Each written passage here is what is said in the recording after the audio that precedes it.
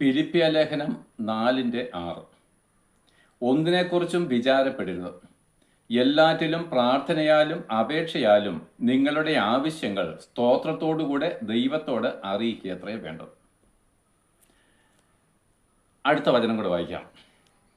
എന്നാൽ സകല ബുദ്ധിയെയും കവിയുന്ന ദൈവ സമാധാനം നിങ്ങളുടെ ഹൃദയങ്ങളെയും നിനവുകളെയും ക്രിസ്തുയേശുവിങ്കൽ കാക്കും. നോക്കുക, ഒരു വിശ്വാസി എന്ന് വെച്ചാൽ യേശുക്രിസ്തുവിന്റെ രക്തത്താൽ വീണ്ടെടുക്കപ്പെട്ട എന്ന് വെച്ചാൽ മാനസാന്തരപ്പെട്ട് സ്നാനമേറ്റ് അക്കരെ ദേശത്തിന് വേണ്ടി ഓടുന്ന കാത്തിരിക്കുന്ന ഒരു വ്യക്തിയെ സംബന്ധിച്ചോളം അവന്റെ യഥാർത്ഥമായിരിക്കുന്ന ഹൃദയത്തിലെ നിർണയം എന്താണ്, ഉറപ്പെന്താണ്, ഈ ഭൂമി നമുക്ക് യോഗ്യമല്ല.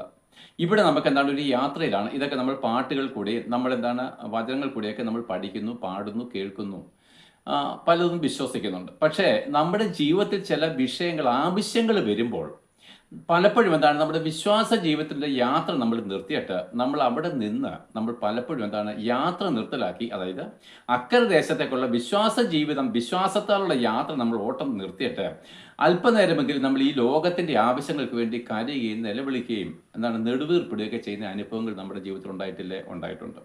പക്ഷേ ആ സമയങ്ങളിലൊക്കെ നമ്മൾ ശ്രദ്ധിച്ചു നോക്കി അറിയാം, നമ്മുടെ സമാധാനം നഷ്ടപ്പെടുകയാണ്, നമ്മൾ ആകുലതകളിലേക്ക് പോവുകയാണ്, നാളെ പറ്റിയുള്ള ഭാരങ്ങളിലേക്ക് പോവുകയാണ്.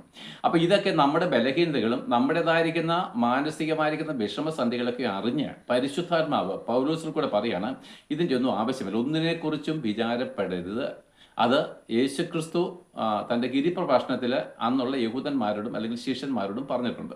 അപ്പോൾ ഈ വിചാരപ്പെടുക എന്ന് പറഞ്ഞു കഴിയുമ്പോൾ നമ്മുടെ ക്രിസ്തീയ ജീവിതത്തിൻ്റെ ഓട്ടോടെ നിന്നു പോവുകയാണ്. നമ്മുടെ മനസ്സ് അല്പനേരത്തേക്കെങ്കിലും എന്താണ്, യാത്ര നിർത്തിക്കളയുകയാണ്. ഇതുകൊണ്ടാണ് വിചാരപ്പെടരുത് എന്ന് പറഞ്ഞത്. പക്ഷേ ദൈവം നമ്മളോട് വിചാരപ്പെടരുത് എന്ന് പറയുമ്പോൾ തന്നെ അതിൻ്റെ കാര്യം എന്താണ്, ഞാനില്ലേ നിൻ്റെ കൂടെ എന്നാണ് എൻ്റെ അർത്ഥം. നീ വിചാരപ്പെടണ്ട എന്ന് പറഞ്ഞതിൻ്റെ അർത്ഥം എന്താണെന്ന് അറിയുമ്പോൾ, ഞാൻ കൂടെ ഇല്ലേ എന്നാണ് കർത്താവ് ചോദിക്കുന്നത്. എന്ന് വെച്ച് കഴിഞ്ഞാൽ ഞാൻ സർവ്വശക്തിയുള്ള ദൈവമാണ്.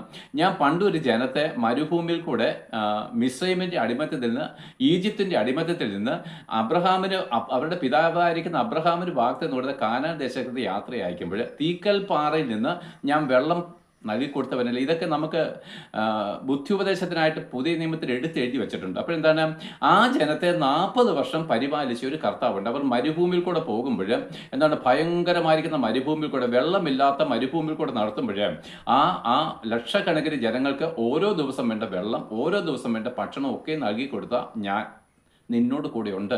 അതുകൊണ്ടാണ് പറയുന്നത് എന്താണ്, ഒന്നിനെക്കുറിച്ചും വിചാരപ്പെടൽ, ഞാൻ നിന്നെ സഹായിക്കാൻ ശക്തനായിരിക്കുന്ന ദൈവമാണ്. പക്ഷെ ഒരു കാര്യമുണ്ട്, ഞാൻ നിന്നെപ്പറ്റി ആഗ്രഹിക്കുന്ന ഒരു കാര്യമുണ്ട്, അത് എനിക്ക് ചെയ്യാൻ കഴിയുന്ന കാര്യമില്ല. നീ നിന്റെ ഓട്ടം എന്താണ്, സ്ഥിരതയോട് ഓടുന്നുവെങ്കിൽ ഞാൻ നിന്റെ കൂടെ യാത്ര ചെയ്തോളാം.